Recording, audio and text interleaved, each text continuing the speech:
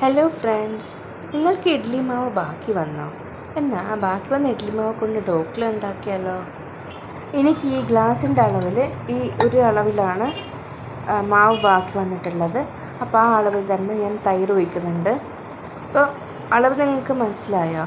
എത്ര മാവ് ബാക്കി വരുന്നു അതേ ഈക്വൽ ക്വാണ്ടിറ്റിയിൽ തൈര് എടുക്കണം. അതായത് 1 കപ്പ് മാവ് ബാക്കിയുണ്ടെങ്കിൽ 1 കപ്പ് തൈര് ഒഴിക്കാം. പിന്നീട് ഈ മാവും തൈരിൻ്റെ പകുതി അളവിൽ നമുക്ക് റവ ചേർക്കണം.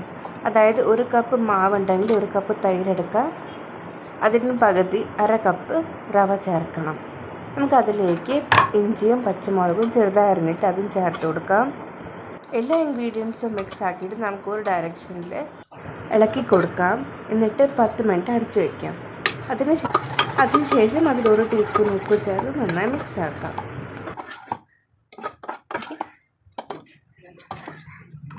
നമുക്കിനി ഇതിൻ്റെ പ്ലേറ്റ് റെഡിയാക്കാം. ഞാൻ ഒരു പ്ലേറ്റ് എടുത്തിട്ടുണ്ട്, അതിലേക്ക് എണ്ണ തേച്ച് കൊടുക്കാം. നിങ്ങൾക്ക് സാധാരണ പ്ലേറ്റ് എടുത്താലും മതിയാവും.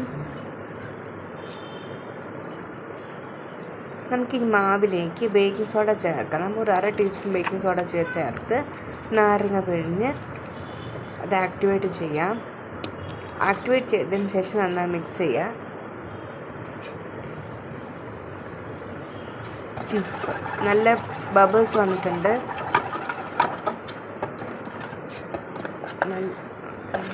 ഇത് കണ്ടോ, നല്ല ബബിൾസ് വന്നിട്ടുണ്ട്. നമുക്കിനി പ്ലേറ്റിലേക്ക് ഒഴിച്ചു കൊടുക്കാം. ഇനി കുറച്ച് ഭംഗിക്ക് വേണ്ടി നമുക്കതിന് മേലെ ലേശം ചില്ലി പൗഡർ തട്ടിയിട്ട് കൊടുക്കാം. ഇത് ഓപ്ഷണൽ സ്റ്റെപ്പാണ്, നിങ്ങൾക്ക് വേണമെങ്കിൽ സ്കിപ്പ് ചെയ്യാം. ഇനി നമുക്ക് ഈ തട്ടുന്ന ഇഡ്ഡലി പാത്രത്തിലേക്ക് വെച്ച് കൊടുക്കാം. ഒരു 10 മിനിറ്റ് നമുക്ക് അടച്ചു വെച്ച് വേവിക്കണം.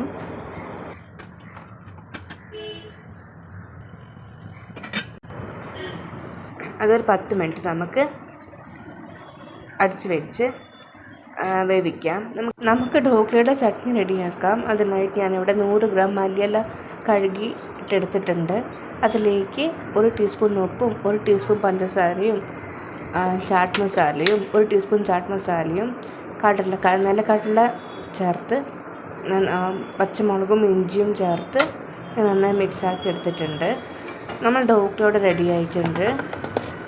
അത് കത്തി വെച്ച് അതിൻ്റെ സെൻറ്ററിൽ കുത്തി കൊടുക്കുക. അപ്പോൾ ഡ്രൈ ആയിട്ട് വന്ന് നമ്മുടെ ഢോക്ല റെഡിയായി അർത്ഥം. ഇത് കാണുന്നുണ്ട്, നല്ല സോഫ്റ്റും ആൻഡ് സ്പോഞ്ചി ആയിട്ട് വന്നിട്ടുണ്ട്. നമുക്കിതേ തണുത്തതിന് ശേഷം നമുക്കതിനെ ഇതേപോലെ ട്രയാങ്കിൾ ഷേപ്പിൽ കട്ട് ചെയ്ത് കൊടുക്കാം. നല്ല സോഫ്റ്റ് ആൻഡ് സ്പോഞ്ചിയാണ്, കണ്ടോ. നമുക്കിതിന് ഗാർണിഷ് ചെയ്യാനായിട്ട് ഒരു പാനിൽ വെളിച്ചെണ്ണ ഒഴിച്ച് കൊടുക്കാം. അതിലേക്ക് കടുകും വൈറ്റ് എള്ള് ഇട്ട് കൊടുക്കുക. കടുക് പൊട്ടി വരുമ്പോൾ അതിലേക്ക് നമ്മുടെ ഈ കട്ട് ഢോക്ല പീസ് ഇട്ട് കൊടുക്കുക. 2 സൈഡും നല്ല മുരിഞ്ഞ് കിട്ടുന്നവരെ ഫ്രൈ ചെയ്തെടുക്കാം.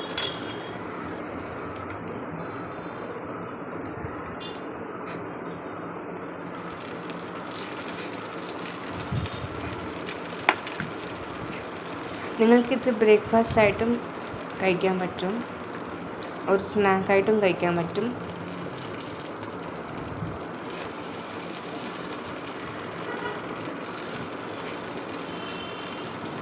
എപ്പോൾ ഇഡ്ഡലി കഴിച്ച് മതിയെങ്കിൽ ഇതൊന്ന് ട്രൈ ചെയ്ത് നോക്കൂ. ഇത് കണ്ടോ, നല്ല ക്രിസ്പി ഗോൾഡൻ ബ്രൗൺ ആയിട്ട് വന്നിട്ടുണ്ട്. ചട്നി കൂടെ സെർവ് ചെയ്യാം. വീഡിയോ ഇഷ്ടമായി ലൈക്ക് ചെയ്യുക, സബ്സ്ക്രൈബ് ചെയ്യുക. Thank you.